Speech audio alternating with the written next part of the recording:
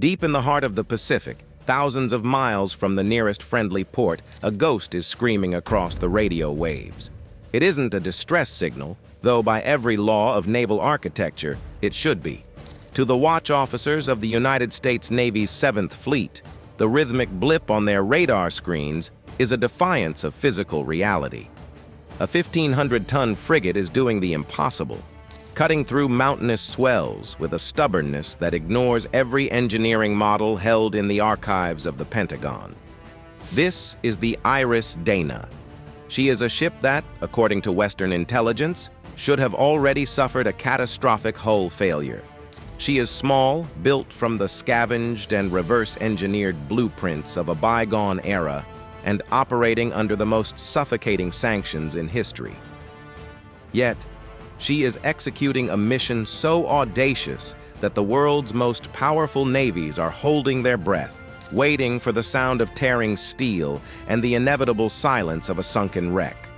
Western analysts called it a bluff. U.S. naval intelligence categorized it as a suicide run designed for domestic propaganda. But as the Dena plunges into the salt-crusted swells of the South Pacific, the question is no longer whether she can stay afloat. The question is why her commanders, fully aware of her mechanical flaws and her history of temperamental systems, decided to sacrifice her for a mission no vessel of her size has ever completed. This is not a voyage. It is a 65,000-kilometer gamble where the stakes are the very concept of maritime containment. The Dena was chosen precisely because she was the most broken ship in the fleet, a vessel meant to prove that indigenous engineering could overwrite a total lack of global resources. To understand why the Dena was considered broken before she even cleared the breakwater, you must look at the shipyard that birthed her. For 40 years, the Iranian Navy has survived in a state of forced evolution. Following the 1979 revolution, the supply of American and British spare parts evaporated. Their fleet became a collection of floating relics, museum pieces maintained through black market ingenuity and the heavy-handed application of reverse engineering. When the Dena was launched in 2021 as part of the Mauj class, she was hailed as a triumph of domestic industry. But to a neutral engineer, she was a Frankenstein's monster. She represents an attempt to replicate 1960s-era British Vosper Thornycroft designs using improvised 21st-century electronics. She lacks the sophisticated active fin stabilizers that allow modern American destroyers to remain stable in heavy seas. Her propulsion relies on twin engines that are essentially reverse-engineered versions of aging European designs, prone to overheating and catastrophic vibrations. Her hull, while sleek, was never intended for the crushing, repetitive pressures of blue water navigation in the open ocean. When the announcement came from Tehran that Flotilla 86, consisting of the Dena and her massive support ship, the Macron, intended to circumnavigate the globe, Washington reacted with mockery.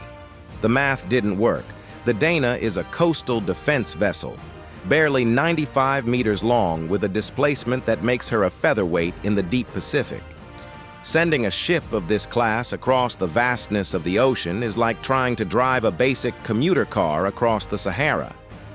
Analysts saw it as a performance of strength that would end in a humiliating rescue operation or a tragic loss at sea. Yet the order stood. The Dena pushed into the current, her bow pointed toward a horizon that had swallowed better ships. In September 2022, the Dena slipped out of the Strait of Hormuz. The logistical requirements were a nightmare.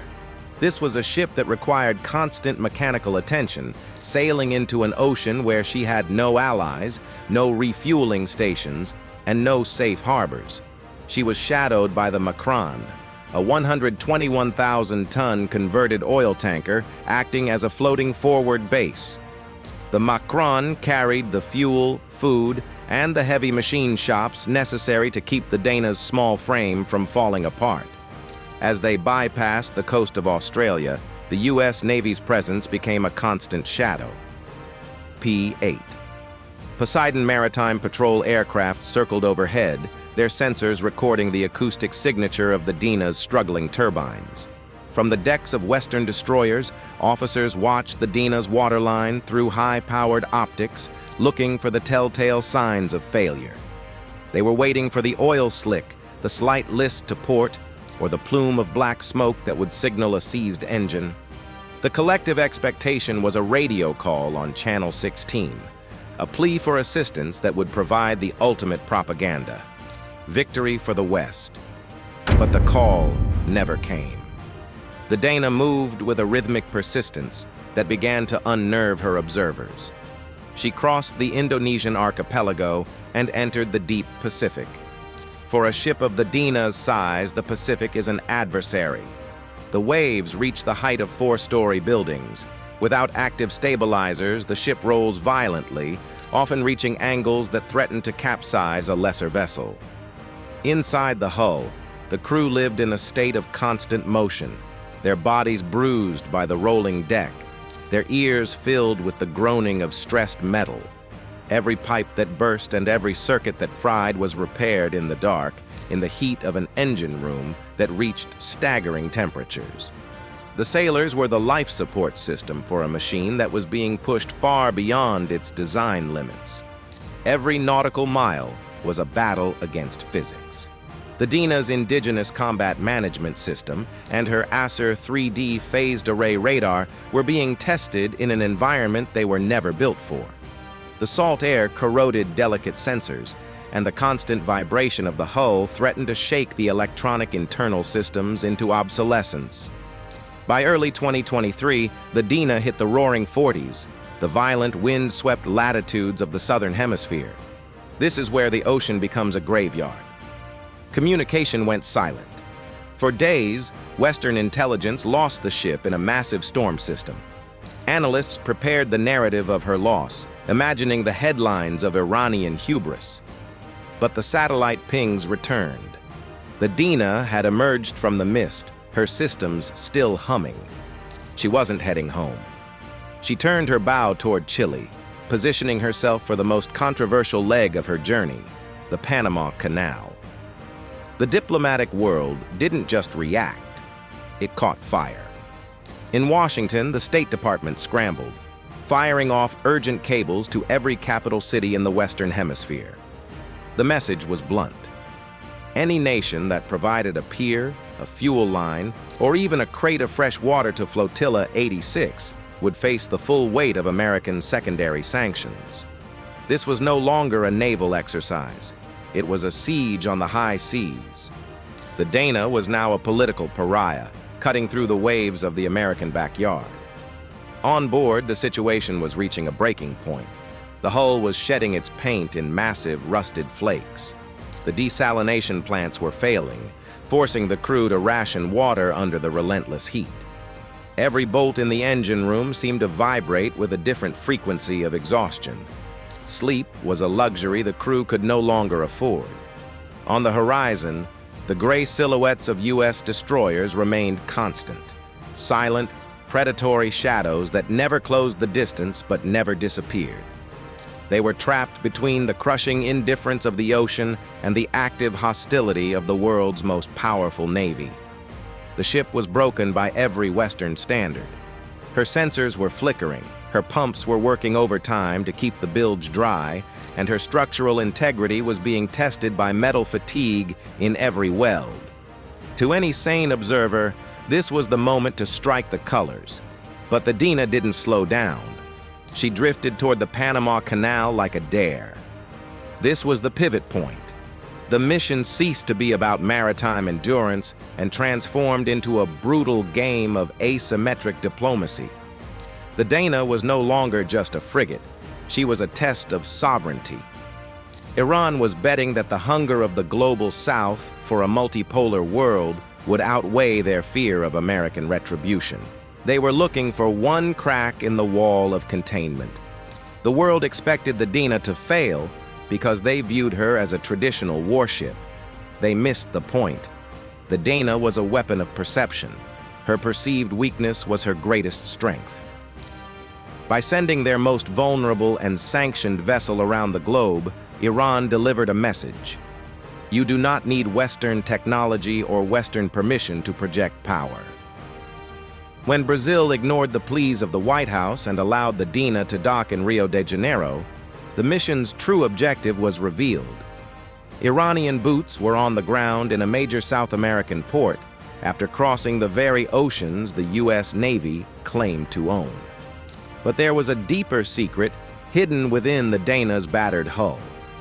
While the world focused on her aging engines, she was acting as a floating laboratory. She was testing a new indigenous sea route prediction AI. This software utilized real-time wave frequency analysis and weather modeling to allow the tiny ship to navigate through the blind spots of Pacific storm patterns. It optimized her path to minimize the stress on her broken hull.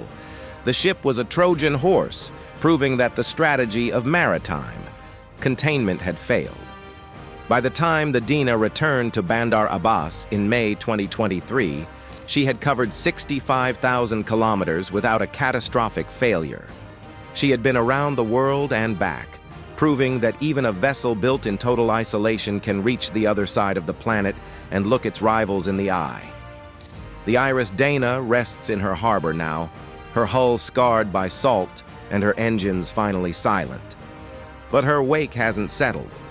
To the Pentagon, she remains a technical fluke, a second-rate frigate that survived by sheer luck. But to the rest of the world, she is a terrifying proof of concept. She proved that the walls built to contain a nation have holes large enough to sail a warship through. The U.S. Navy didn't lose a vessel, but they lost the monopoly on the horizon. The era of the single global policeman is bleeding out in the deep water. The Dena is home, but her mission achieved something far more permanent than a port call. She proved that even a ghost can haunt the world's most powerful fleet. The real question isn't how she survived. It's who is following her into the dark. Write your tactical analysis in the comments. We'll see you in the next deep dive. Stay sharp.